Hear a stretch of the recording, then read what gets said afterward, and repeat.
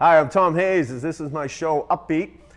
I'm a stand-up comedian, as you know, and today we have one of the all-time greats from the Boston area, one of the greatest comedic minds in all of history, from Lynn, Massachusetts, Mr. Bobby Siebel.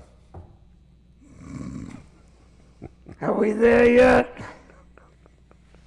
It's okay with you. Glad to be here, and I mean I thought you were going to take the fifth. I already did. That's why I'm in the program. Go ahead. Do the fifth. Do the fifth. When I grew up in the, obviously the camera's probably cheap, but I'm 70 years old. I'm way past prime time. When I was a kid, I used to come home from school and turn the TV on and watch the criminal investigations. If I remember well, I think they were called the Kefauver investigations. And one of the guys, the defendants, was a guy named Joe Belacci. And Joe, I don't know if he was Italian or not, but Joe Belacci used to sit there and go, "I refuse to testify on the grounds that it may incriminate me." And it was just, I was dazzled by that stuff. And I'm an Italian wannabe. I spent a lot of time in Italy. The lady I'm going out with is Italian, and it's a very big part of my life, the Italian people. Don't keep that. Love them. Go with Venice. Do the Venice thing. Venezia, La Serenissima. 8 times I've been in Venice, and I'm German, and we didn't get to march into there, but we were stopped at the border. But, well, we were allies, but there's something about Venice that's just amazing, and I mean, it's so beautiful and everything, and it's just, I love it there. And like I said, how many times? 8. 8 Ocho, times. Ocho, and I love it. That's what. The most beautiful thing about Italian is the language. You know, that's the most romantic language, and I'm German. And if you're German, I apologize. Mach nicht, all right? Lighten up. Because German's very guttural, Italian's romantic, all right? You know, I'm telling you, when I was in Italy, in Venice, and I was looking at those Venetian women, I'd love to go out with them, but I don't know how to talk Italian. So I listened to an Italian one night, and I hear him. And I said, if he scores with this line, I'll use it. And I distinctly remember him going, "Signorina, dove il bagno?" Isn't that beautiful? You know what that means? Where is the bathroom? But it sounds beautiful, right? Only you can Compared make it to sound German, beautiful. where's the bathroom? Fräulein, wo ist die Badzimmer? If you're German, don't write. Leave me alone. I knock my own people. And that's it. So besides the women and, the beauty of the city, what else do you like about it? The food? Oh, of course, Italian cooking is just amazing. Well, you know, I mean, it doesn't compare to sauerkraut, but Wiener Schnitzel und Sauerkraut. Even the food, pasta. Huh? You know what I mean? It's Insalata verde. It's so loose. And remember Kevin Kline in I think A Fish Called Wanda, and he's. Oh my God! And she what's her name? Got all turned on. Speak Italian to me when they're making love. Oh, for God! And all he's saying is insalata verde. He's talking about food. He's talking about a menu. So no woman ever asked me to speak German when I was making love. Achtung! You will have to orgasm. No, it won't happen. Okay. Now, I'm sorry. Well, we have to tell them the orange. Tell them the whole Russian, German, the mix. Okay. Father's in Russia. Leaves Russia in 1912, 13. His name was Conrad. Sounds Irish. And he comes to the States, goes to Oregon, becomes a lumberjack. Gets drafted into World War I. Gets shipped over to Germany. The war's over. And they used to have these soldiers called occupation troops. After a war, you put in a home. And he sees my mother. She's like 17. He's 22, 23. And he falls in love with her. And he says, "I'm going back to the United States. I'm not going back to Russia. I'm going back to the United States. And I will send for you." And he comes back to the States, gets mustered out of the Army. And he moves to a town which was rocking back in 1920. Which was Lynn, because General Electric was born there, 1895, 1896, don't quote me on that one, but the work was plentiful. My dad moves into Lynn, gets a job, and my mother comes from Germany, I forget the year, and comes via a place called Ellis Island, where everybody's people came from. and came to Lynn, and she wanted to go right home because there was no bathroom in the house. There was an outhouse and a chicken coop. Really? And my mother said, I want to go home. I want to go back to Deutschland. And my father said, just hang and stick it out. Will you stick it out? And it's funny, when she was close to the end of her life, I'll never forget that. I said, Ma, you know, whatever she was, 70 at the time, let's go back to Germany and visit the Alta. And she goes, no, this is my country. So it went a whole reverse thing. And they had 3 sons, and my brother Connie, who was an officer in the Air Force, he just passed away in November. And there was Connie, and then Ralphie, who didn't make it past 7. He drowned at the reservoir in Lynn. Wow. And I was 18 months after Ralphie. I was the makeup kid. Wow. And I got the best of the deal. No, I mean it. First son always gets the smacks. The second kid wasn't around to get the, you know, the Victorian bringing up. But I was the kid who got the best. I remember being suffocated by my mother and father with, that's all I remember about my father and mother. Hug, hug, hug. Nice. Yeah. And nice. because Ralph drowned, you know, she didn't want me leaving the yard. So you know how they tie a rope around you? I was 28. All my friends are going drinking. I can't go, I'm on a rope, you know, and I couldn't leave the yard. So they'd sneak the beer in. No, I was 25. I wasn't 28. See what I mean? See, this is right off the cuff, folks. Hang in there. It's going to get wild. This is without booze and drugs. Should have seen me when I was using. No, it's been a while. I wonder if they're cracking up in the control room here. Oh, God. Now, Lynn, I never had children, so the state would not allow me to reproduce, all right? I was fixed by the feds. Go ahead. So, Lynn. Yes. Lynn is a place of many firsts. Yes. Oh, yeah. We talk about the first. Yeah. Lydia Pinkham. I forgot about that one. Lydia Pinkham started her, whatever that outfit she started for curing ills, which was all booze. Oh, Mary Big Eddie, right? Yeah. The Christian Science Church. Pinkham and Christian Science. First jet engine, I always say this, was 1942. The Germans had it, the English had it, but in the United States, the first jet engine was in Lynn at the Riverworks. There were 2 segments of GE, the Instruments and the Riverworks, and I got fired from both of them. And, you don't miss National Guard meetings during the Vietnam War. And I did. I got arrested in the GE for missing a National Guard meeting. Well, I had priorities, you know what I mean? And Marshmallow Fluff, anybody ever heard of that? Durkee Moore, that's in Lynn. So what was the first female pilot? True story, Massachusetts, 1920, right after World War I, the first lady from Lynn. And the first leather catcher's mitt was manufactured at the leather shops in Lynn. And I'm sorry, in 1984, the first crack house in Massachusetts was in Lynn, Massachusetts. And I was there with the mayor to cut the ribbon and sample the products. No laughing in the control room. Oh, God, this is going to be a tough interview trying not to lose control.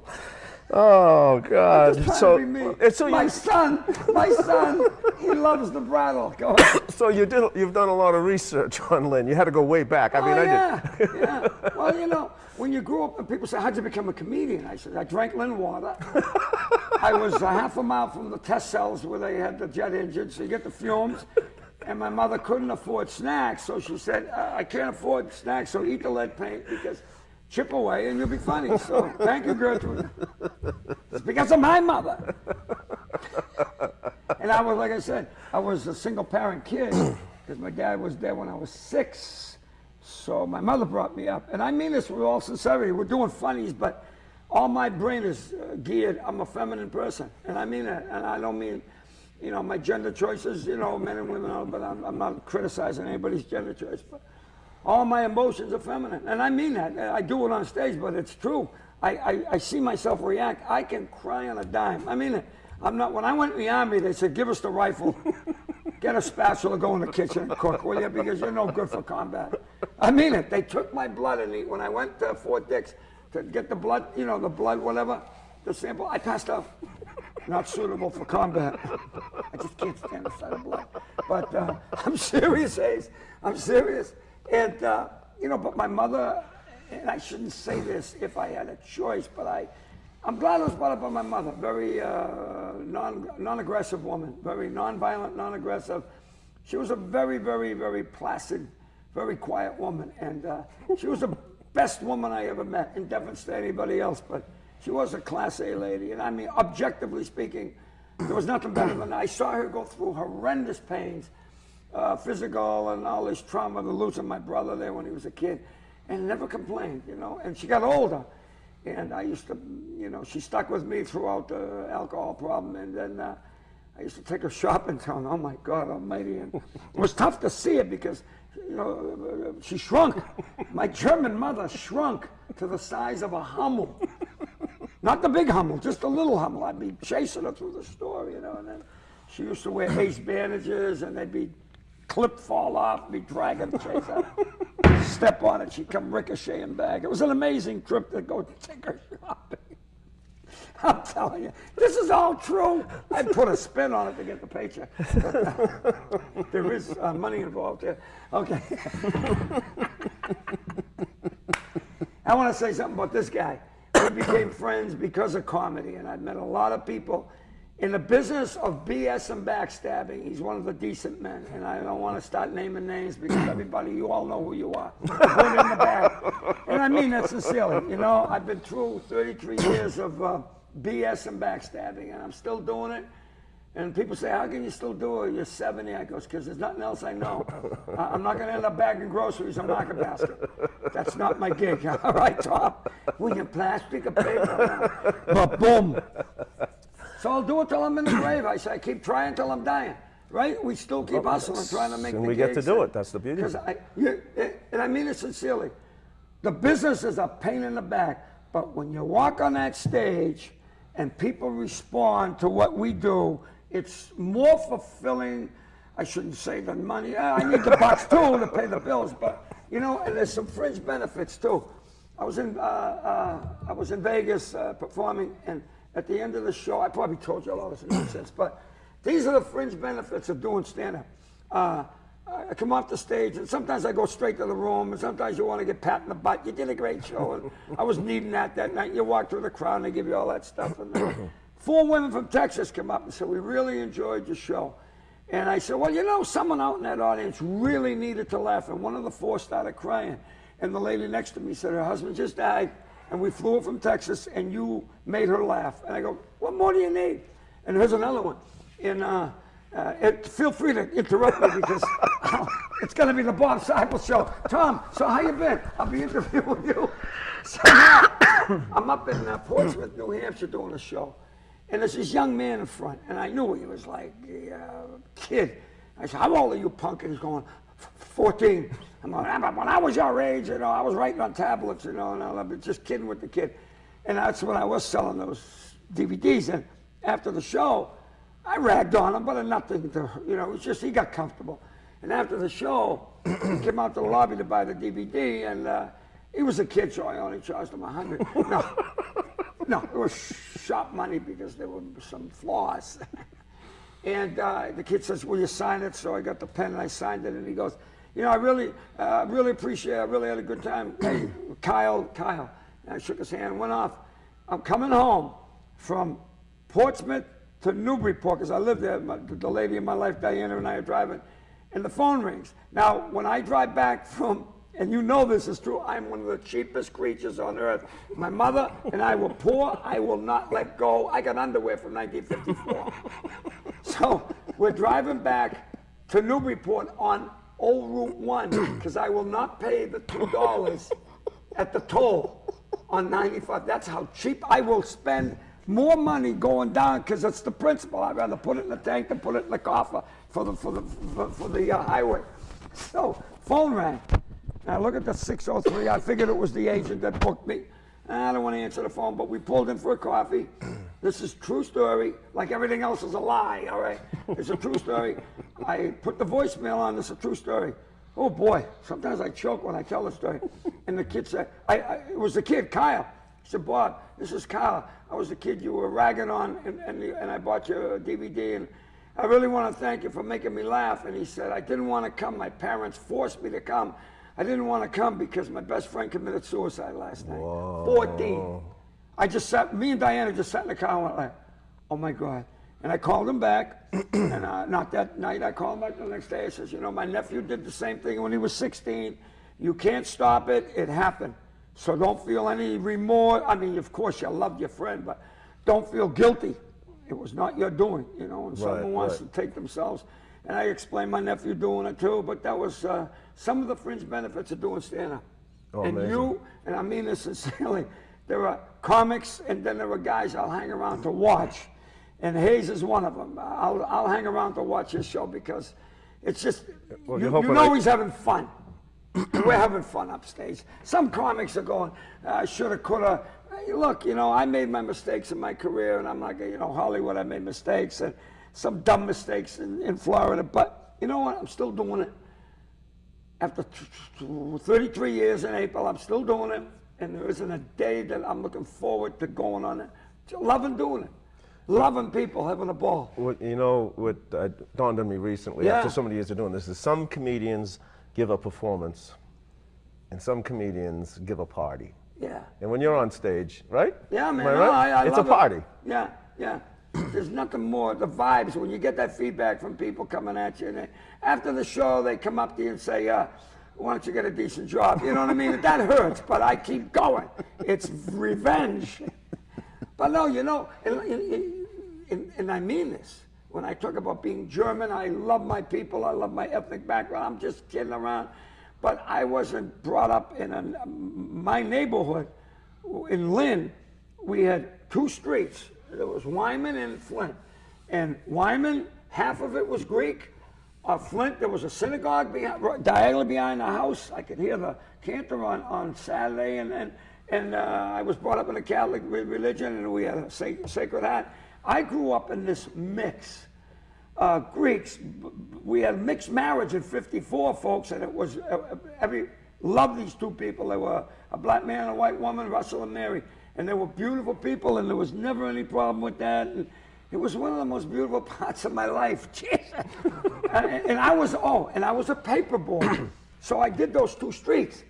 And I would go into the homes to get my, you know, it was a Sunday paper, and I would collect my money, and I'd sit in the room with the Greek people and explain their stuff, and the Jewish people would explain their stuff. I swear to God, those two streets gave me my education and my tolerance for other people, whatever you are.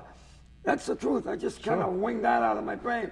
Because well, it also gave you your stand-up. And it gave me stand-up, you know, and like I said, the Irish people, I love them. They gave me a sense of humor and alcoholism, which I resent, you people. You cost every time I got to go to those meetings.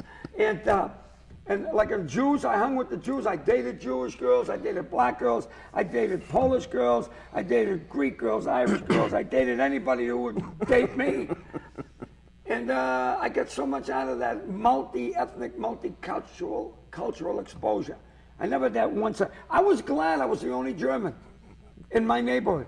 I never had a friend named Fritz. It was always Sean, right? And, I mean, and all of the Greek Stefanos and then the Jewish kid, the Siegels up the street. Yeah, I mean, when I start talking, I go, boy, I was lucky to grow up in that real great little neighborhood. Yeah, it's kind of sad that we don't. Thank you.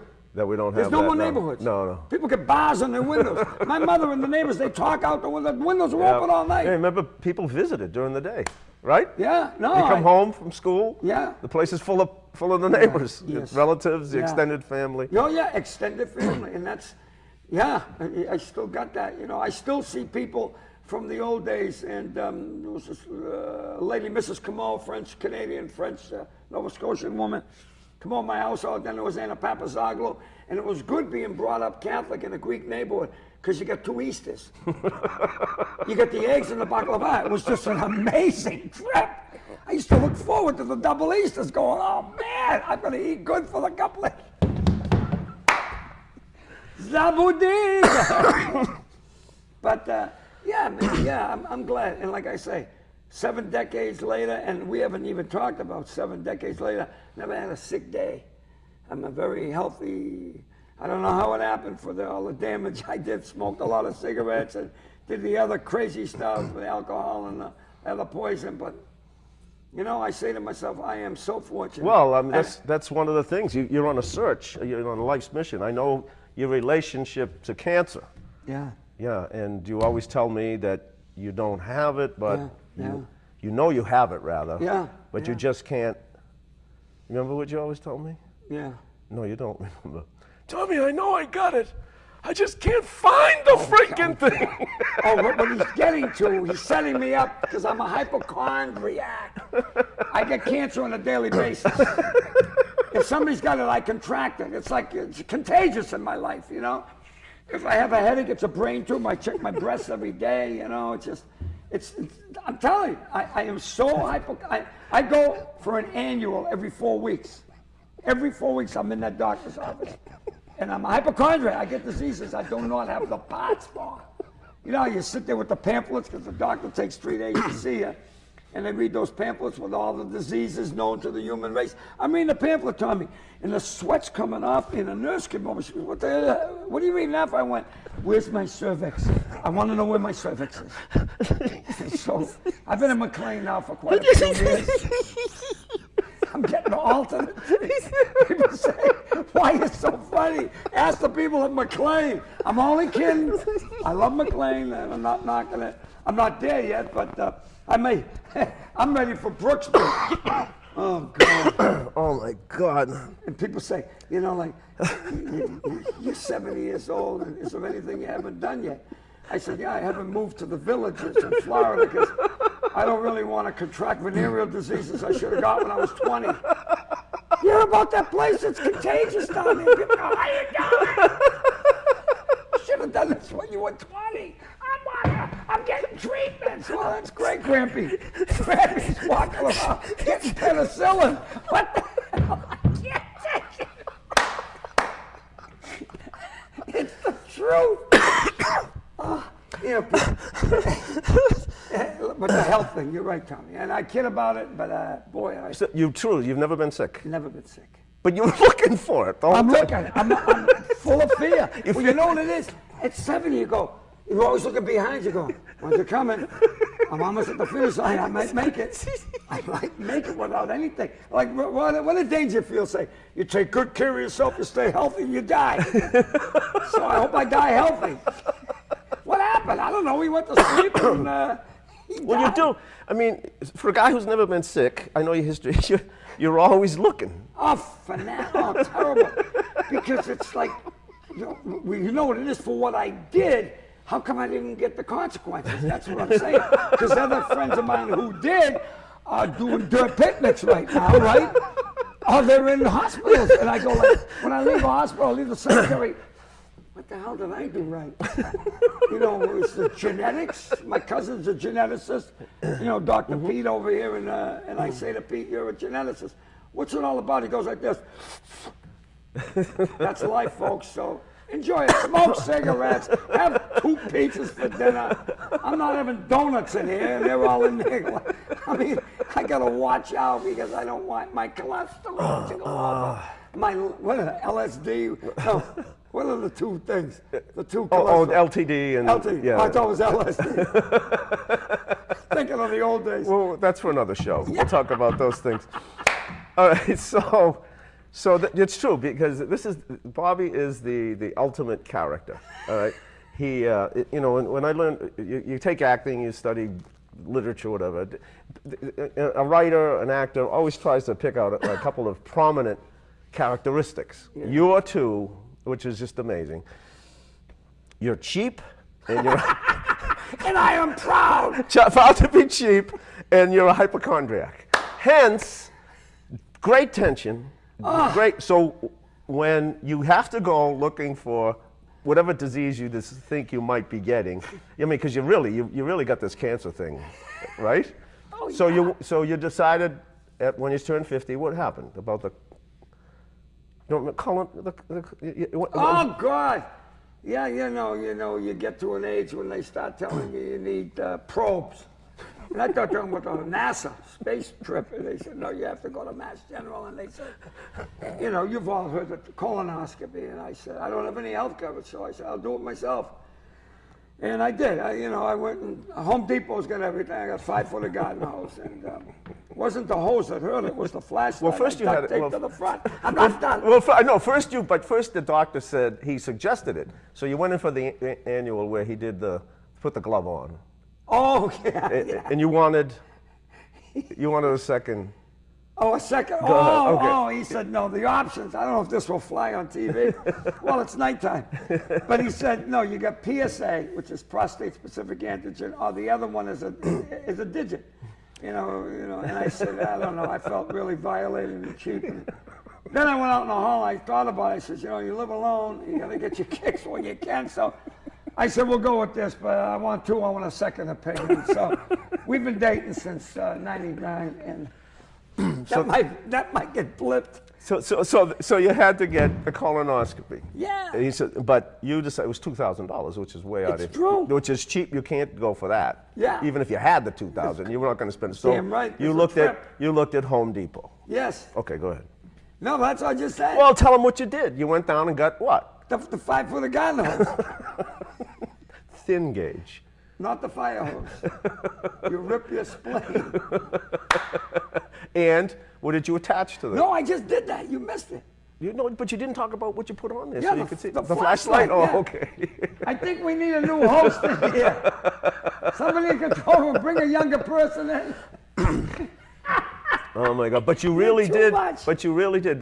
Lynn Medical or whatever chipped in and gave you $2,000. You were very happy one day. You called me up, Oh, my extremely God. excited. Yeah, no, it was a doctor who did that for me. $2,000 Yeah, he did it. He to did get it. you, and it was you were thrilled. I forgot that, yeah. Even though you've never been sick a day in your life, and you're still on the Well, search. you gotta watch out, man.